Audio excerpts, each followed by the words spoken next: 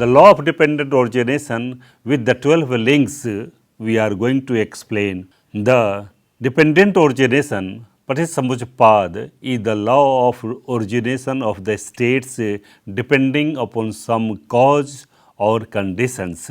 There is nothing like a self-independent entity. Everything comes into existence depending upon some other thing. It is said that when this exists, that exists, on the arising of this, that arises.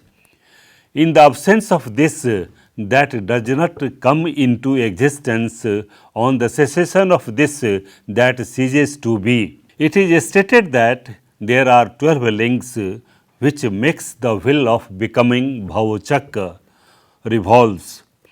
These are the first, ignorance; second, activities, Saṅkhāra; third, birth, consciousness, Viññāṇa; fourth, mind and body, Nāma, rūpa; fifth, sixth senses, Salāyatana; sixth, touch, Phassa; seventh, feeling, Vedanā; eighth, desire, Taṇhā; nine, clinging, Upādāna; 10th, becoming, bhava; 11, birth, Jāti; and 12, decay and death, Jarā-maraṇa.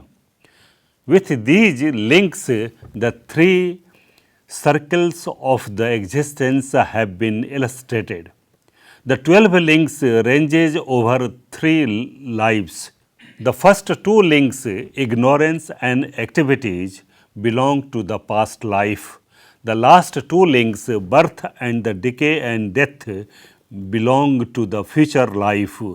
The remaining 8 links in the middle belong to the present life.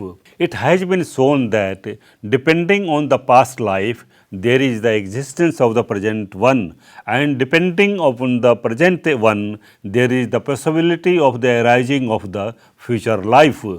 It is in this way that the circle of existence goes on revolving and exhibits the Saṅkhāra as a fact of life.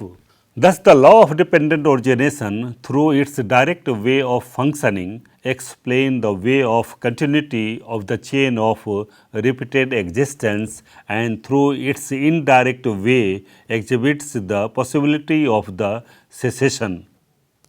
A brief description of 12 links, Dvādasa Nidāna, is given here. First, ignorance, Avijjā. It covers the nature of the reality. It generates psychic darkness, bewilders the consciousness as and does not allow one to visualize the truth. Under the blinding influence, the Four Noble Truths, the existence in the past, present, future, and the law of dependent originations are not understood. The chief function of Avijjā is to delude the mind. It covers the nature of the reality and is itself conditioned by the intoxicants, asavas. Second, activities, Saṅkhāras. It refers to the threefold activities, namely physical, vocal, and mental. All these activities are generated by ignorance, Avijjā. Therefore, it is said, Avijjā paccaya Saṅkhāra. According to another interpretation, Saṅkhāra is the name of different types of moral or immoral consciousness which belong to the 3 levels of existence: the world of sensuous plane, Kāma dhatu, form world, rūpa dhatu, and formless world, arūpa dhatu. Hence, it is said, Avijjā paccaya Saṅkhāra. Activities are conditioned by ignorance. Birth, now we are going to discuss birth consciousness, Viññāṇa. It refers to the type of consciousness as which connects one from one existence with the other. The different types of immoral and moral consciousness of 3 spheres yield their respective resultants. These resultants are capable to unite a being from one state of existence to another, and in the this sense, they are collectively called as Viññāṇa. Arising any one of them is thus the arising of the birth consciousness, since they are the resultants of the moral and immoral types of consciousness. They naturally arise depending on them. Hence, it is said that Saṅkhāra paccaya Viññāṇam. Now, we are going to discuss mind and matter, Nāma, rūpa. It is said that due to the force of the kamma, both the mind and matter, Nāma and rūpa, appear simultaneously after arising of the birth consciousness. Nāma stands for mind, and it is the combination of both consciousness, chitta, and psychic factors, chaitasic. The word rūpa stands for 4 types of basic material qualities, Mahabhut, namely earth, water, fire and air, and 24 types of generated material qualities, Upādāya, rūpa. Hence, it is said, Viññāṇa paccaya Nāma rūpa. Now, we are going to discuss the 6 senses, Salāyatana. Each of the 6 sense bases is in the form of energy to perform a definite type of action. Mind is an energy to think. The first 5 bases are material and the last one is mental. They arise depending on mind and matter. Hence, it is said, Nāma rūpa paccaya Salāyatanam. Now, we are going to discuss the touch, Phassa. Each sense base has a definite object and it appears in the range according to the situation. On appearance of an object in the range of a sense base, there is the initial contact of the two. It is called Phassa.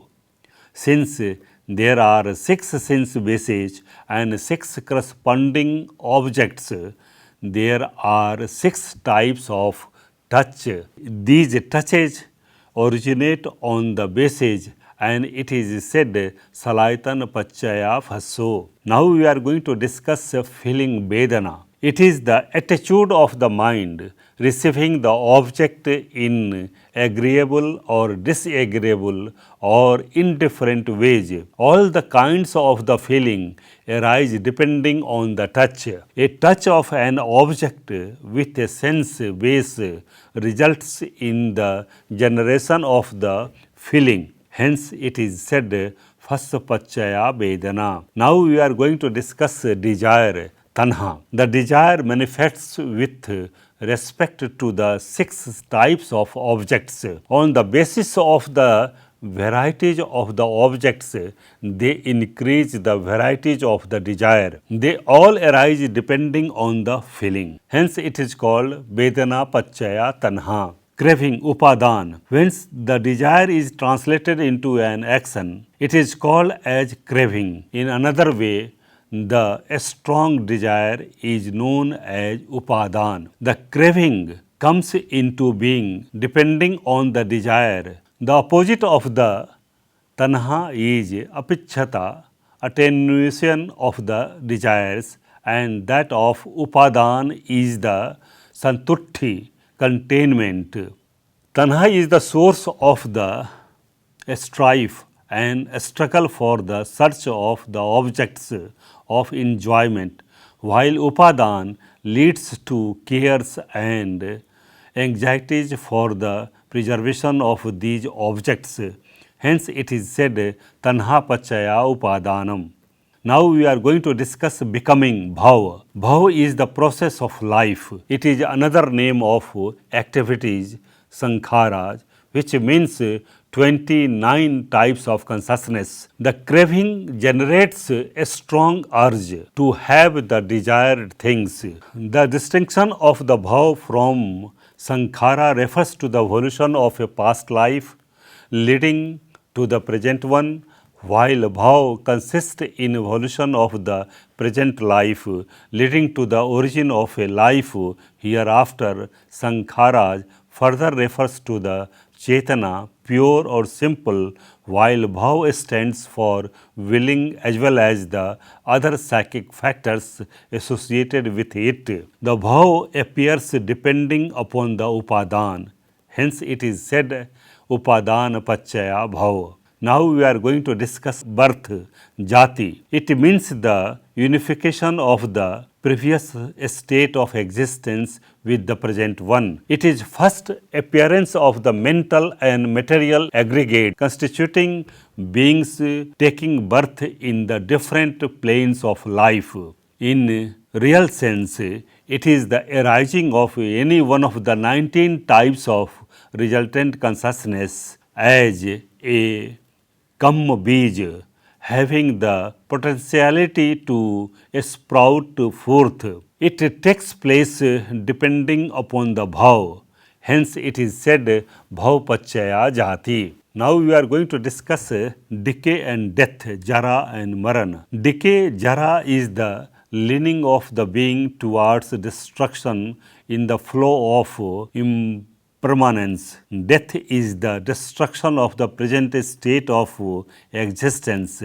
Jāti, birth, is the essential condition of Jarā-maraṇa. Jāti is in the sense of process of aging and moving towards death and disappearance. The death maraṇ is the total cessation of the continuum of the vitality sustaining the life of an individual. Depending on the birth, there arises decay and death. Jāti paccaya Jarā-maraṇa.